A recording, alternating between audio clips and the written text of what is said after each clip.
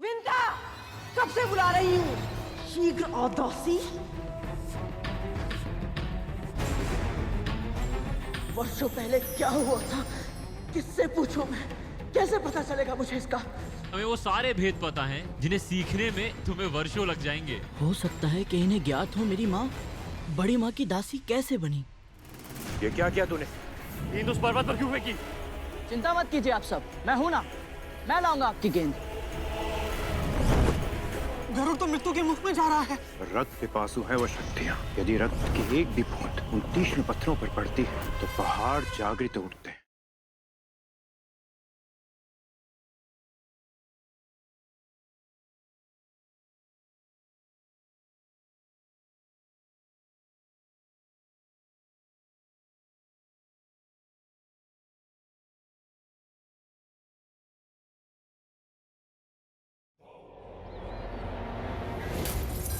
इस बार गरुड़ को चिरस्थायी दंड मिलेगा।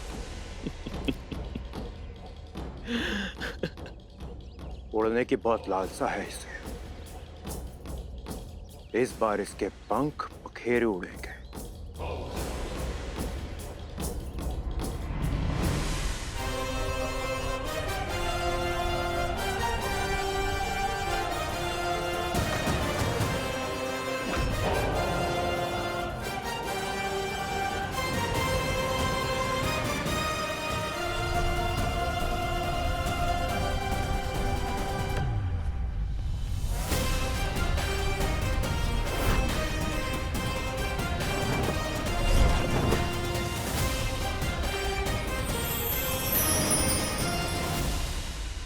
इस पर्वत पर निवास करने वाली महाशक्ति, मैं विंता पुत्र गरुड़ आपके सामने नतमस्तक हूं।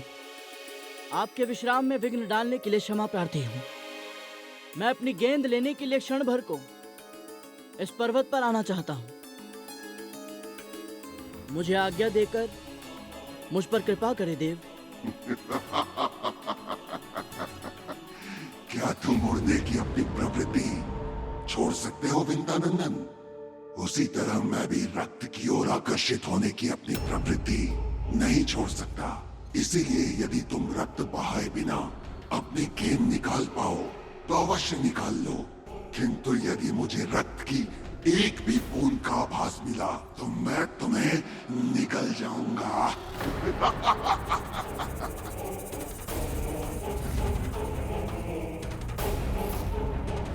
अब क्या करेगा गरुड़? एक गेंद के कारण अपने प्राण थोड़ी गवाएगा, अवश्य गेंद छोड़कर लौट आएगा।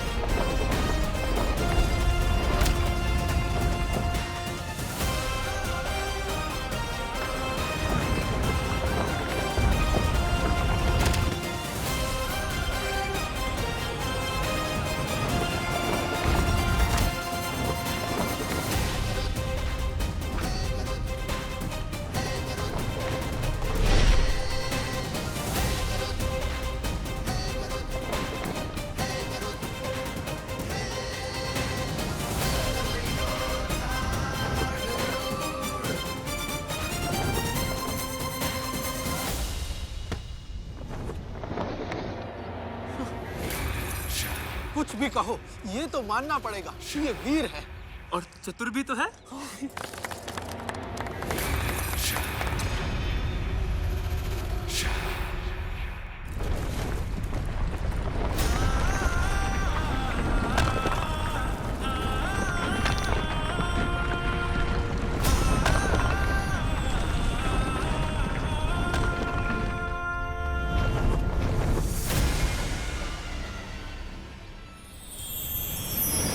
अब अवश्य ही ये सब प्रसन्न हो जाएंगे और मैं माँ की दास्ता के श्राप के विषय में इन सबसे प्रश्न पूछ पाऊंगा। ये लीजिए आपकी गेंद, मैं ले आया।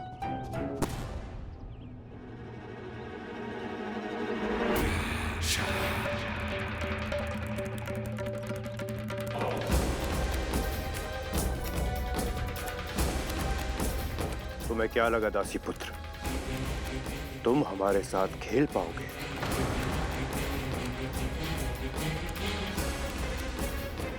आप सबके साथ खेलना, ये तो मैं स्वप्न में भी नहीं देख सकता भैया।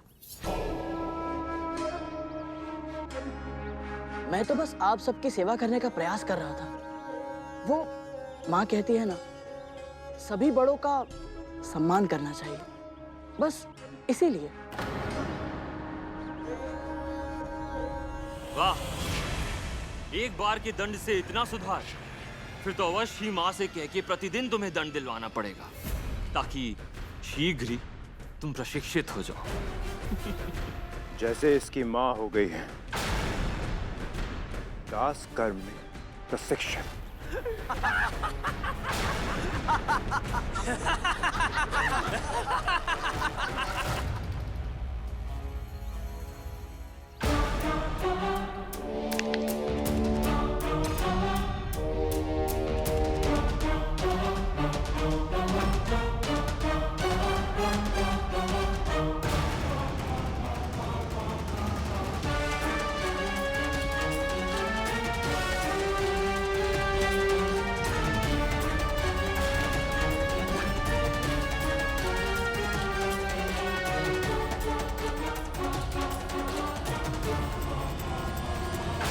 जब कभी तुझे क्रोध आए या मन विचलित हो जाए तो अपने गुरु का ध्यान धर। उनकी वाणी, उनकी शिक्षा और उनके दिए हुए संस्कारों के बारे में सोच। ऐसा करने से तेरा आवेग शांत हो जाएगा और फिर मन अपने आप स्थिर हो जाएगा।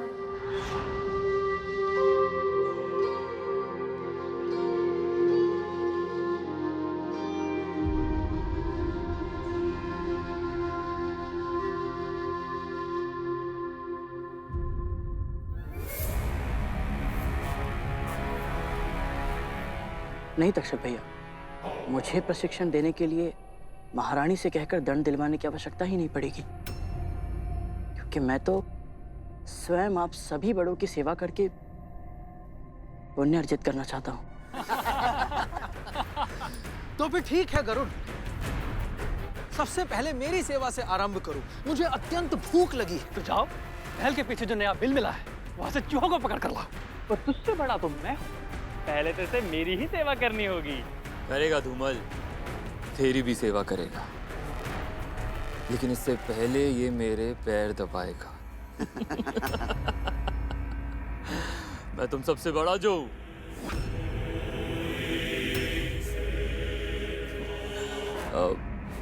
मेरा मतलब है तक्षक भैया के बाद। तो ये है माँ के अतीत के ताले की कुंजी, इसी से पूछता हूँ। नहीं नहीं, सबसे बड़े ये थोड़ी ना है, सबसे बड़े तो शेष।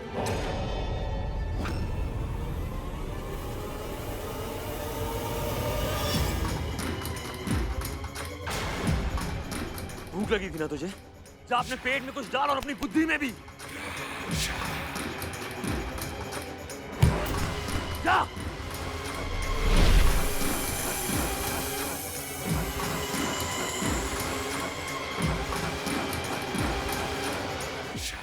भैया, आप इतने रुष्ट क्यों हो गए? वो क्या है ना, माँ ने हमें मना किया है कि शेष जाने के लिए अलग से आदेश देना पड़ेगा क्या? जा।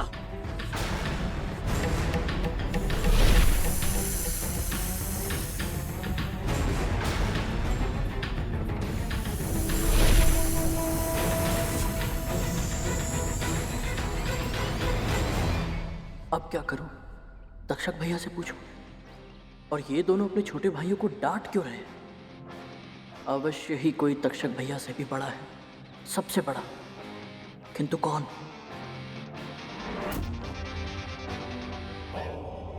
अपना स्थान मत भूल करो। दास प्रश्न नहीं पूछते। मेरी मंशा आपको रुष्ट करने की नहीं थी भैया। मैं तो आप सबको अच्छे से जानना चाहता था। जितनी आवश्यकता है उतना जानता है तू। अधिक मेलजोल बढ़ाने की चेष्टा मत कर। ऐसा क्यों भैया? मुझसे और मेरी माँ से इतना बैर क्यों है आप सबको? एक और प्रश्न, माँ को बुलाऊं क्या? चाबुक की एक वार से सारी जिज्ञासा आंसुओं में बदल जाएगी तेरी। चाबुक का भय नहीं है मुझे, सत्य जानना है। और सत्य जानने के लिए मुझे चाबुक की मार मिले या कोई और दंड, उसका मूल्य चुकाने के लिए तैयार हूं मैं।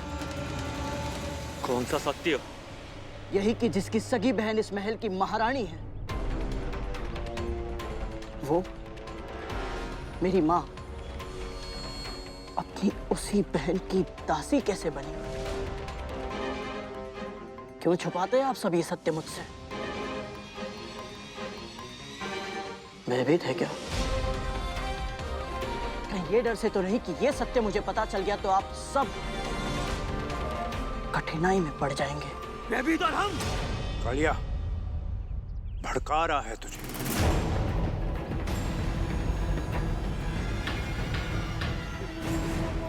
ताकि तू क्रोध में आके मूर्खता कर बैठे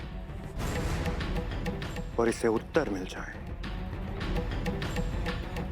जिन रहस्यों को तुम ढूंढने का प्रयास कर रहे हो ना, वो भूमि में नहीं गड़े, ना ही वो अतल में गड़े, ना ही वो वितल में गड़े, ना ही सूतल में, तलातल में, महातल में और ना ही रसातल में।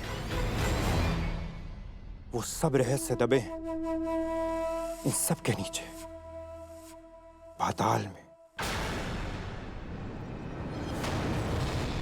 और यदि तूने उन्हें खोद के बाहर निकालने का प्रयत्न किया भी, तो मैं तुझे पाताल में ही गड़वा दूंगा। चाबुक से भय नहीं लगता ना तुझे, इसलिए साहसी बन रहा है। स्मरण कर, उस चाबुक की मार अपनी मां के तन पे।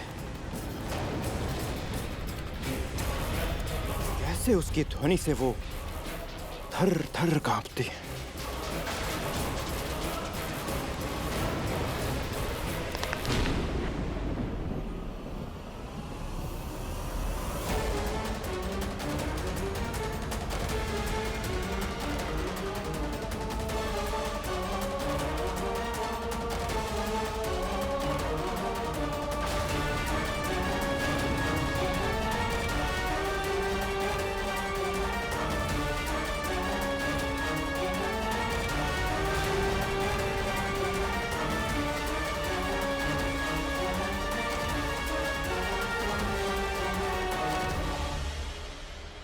सब व्यर्थ हो गया। केवल इतना ही जान पाया मैं कि इन सबसे भी बड़ा कोई है, किंतु कौन है वो, कहाँ है, इनके साथ क्यों नहीं रहता, और महारानी ने इन्हें उसके बारे में चर्चा करने से मना क्यों किया हुआ है? क्या उसे मेरी माँ की दास्तां के बारे में पता होगा? कैसे मिलेंगे मुझे इन प्रश्नों के उत्तर?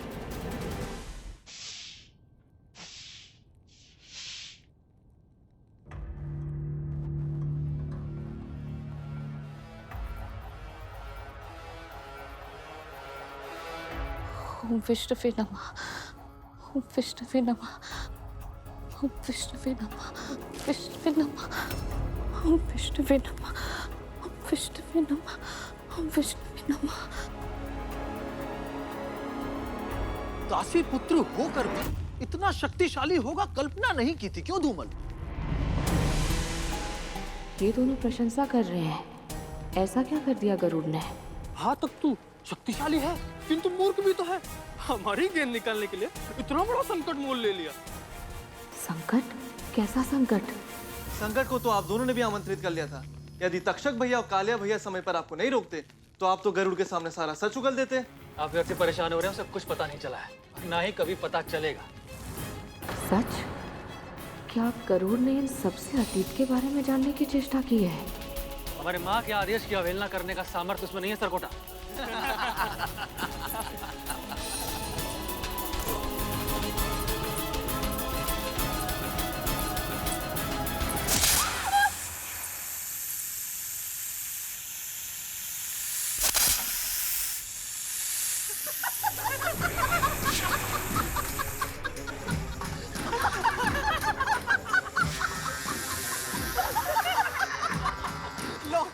फिर से वही परिहास। अब फिर से भय से भरी वही चित्कार।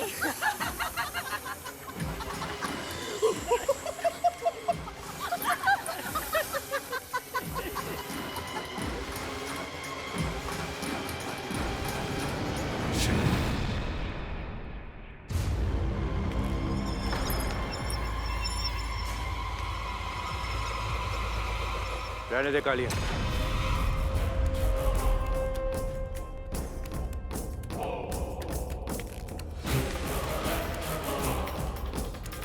जाने दे इन्हें।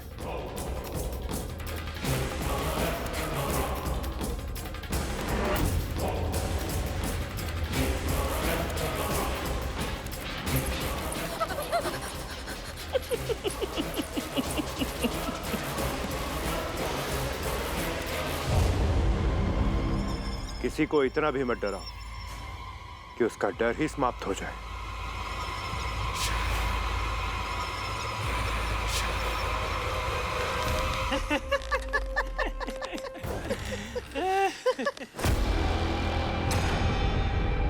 ये मेरा स्थान है।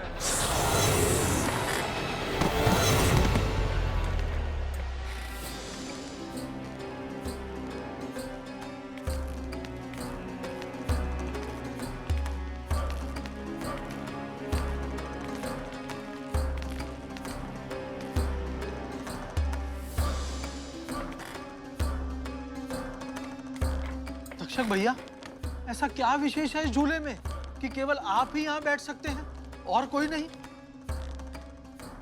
छोटे भाई तख्तू, ये चंदन का झूला है। इस पे बैठने का अधिकार सिर्फ उसी का है जो सबसे बड़ा हो। जब तक शेषनाग भैया थे सिर्फ वही बैठते थे इस पर, और उनके वैकुंठ जाने के बाद ये स्थान वासुकी भैया को मिलता, किंतु वो भी शेषनाग भैया के साथ तपस्या में चले गए। तो इसीलिए ये अधिकार तक्षक भैया को मिलता है, और इनके बाद ये चंदन का झूला मुझे मिलेगा।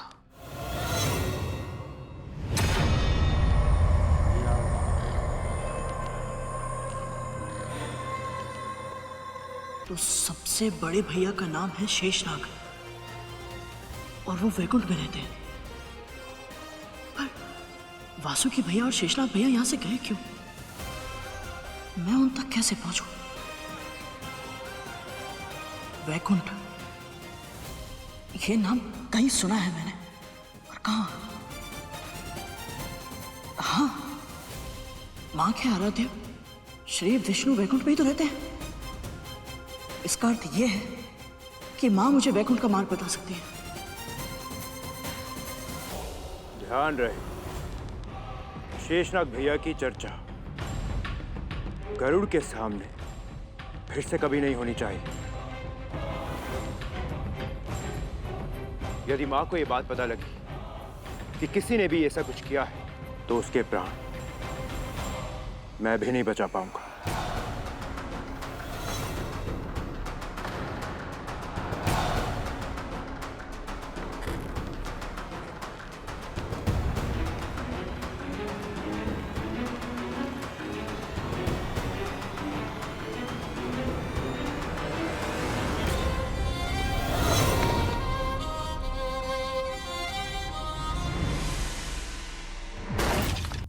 गरुड़ सर्पों की गेंद लाने गया था, तो क्या वो उनके साथ मित्रता करने, उनके साथ खेलने का प्रयास कर रहा है?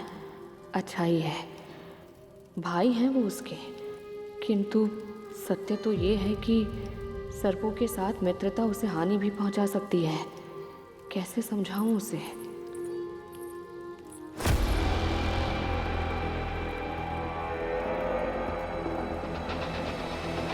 बिल्कुल सही अनुमान लगाया था मैंने।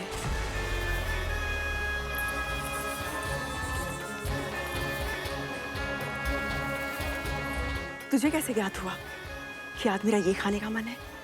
बचपन से ज्ञात है मुझे। सहजन के फूल खिलते बाग में हैं, आपके मुख की भाव भंगिमा उनके स्वाद की कल्पना से ही बदल जाती है। सच कहा तूने। याद है कैसे सुबह से शाम हो जाती थी हमें फूल चुनते चुनते। और आधे से अधिक फूल तो चुनते चुनते ही चबा जाती थी आप, है ना?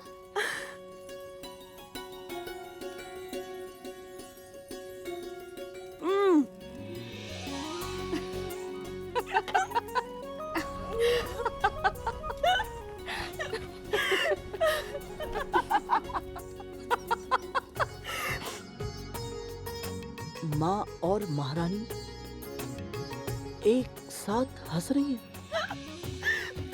स्मरण है तुझे कैसे हम दोनों इन फूलों को अपनी झोली में भरते थे? घर शीघ्र कौन पहुंचेगा वो भी एक भी फूल गिराए बिना। इस बात को लेकर शर्त लगाते थे। तुम तो पराजित हो गई विंता। हमारी शर्त के अनुसार अब जीवन भर तुम्हें मेरी दासी बनकर रहना होगा। ऐसा मत कीजिए दीदी, बहन हूं मैं आपकी। अब तक तो हंस रही थी, ये अचानक क्या हो गया माँ को? और शर्त की बात सुनकर ऐसे चुप क्यों हो गई?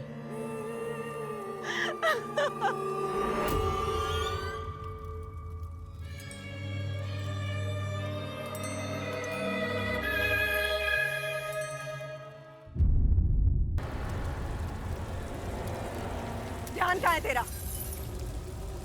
जला हुआ खाना खिलाएगी मुझे?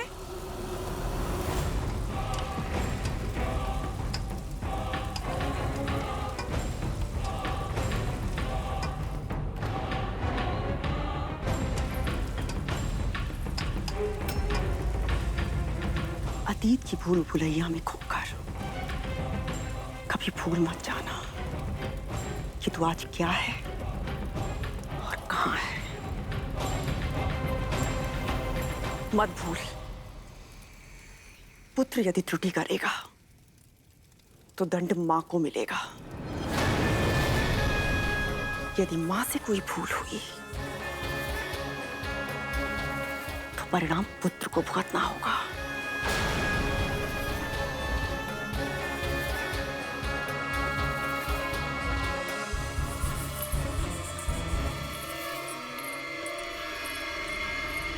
माँ और महारानी का एक साथ हंसना इस बात का प्रमाण है जो माँ ने मुझसे कही थी कि महारानी सदैव से ऐसी क्रूर नहीं थी।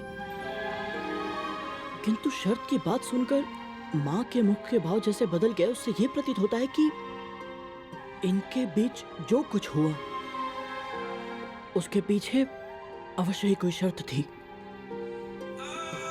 किंतु कौन सी शर्त? मेरे इन सभी प्रश्नों के उत्तर केवल शेषनाग भैया ही दे सकते हैं। अब कुछ भी क्यों ना करना पड़े, मुझे वैकुंठ जाना ही होगा।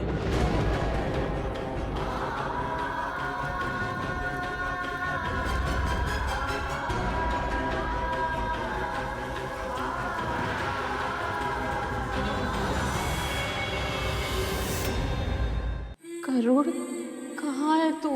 आज आपकी पुकार का उत्तर नहीं दे सकता मैं माँ। आपको दास्ता की बेड़ियों से मुक्त कराने के लिए मुझे कुछ भी क्यों ना करना पड़े, मैं आपको अवश्य मुक्त कराऊंगा। वैकुंठ में बिना अनुमति के प्रवेश करना असंभव है। तुम मारे जाओगे गरुड़, लौट जाओ। इतने वर्षों तक तुमने अपने पुत्र के जन्म लेने की प्रतीक्षा की, किंतु अब उसकी मृत्यु की प्रतीक्षा कर।